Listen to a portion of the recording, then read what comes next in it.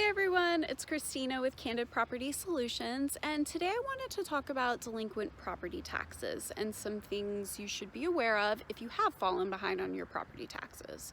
So the main thing is going to be to understand within your state what is the time allotment that they're going to give you to basically be delinquent before they're going to take action against you. So it's really going to vary from state to state. Some states it's 3 years, other states it's 5 years. So basically they're going to give you 5 years, let's say, to be delinquent, and at 5 years, if you haven't paid your property taxes still, then they'll sell it at auction in order to pay that delinquent amount back. So you don't want to let yourself go anywhere near whatever that cutoff is going to be for you.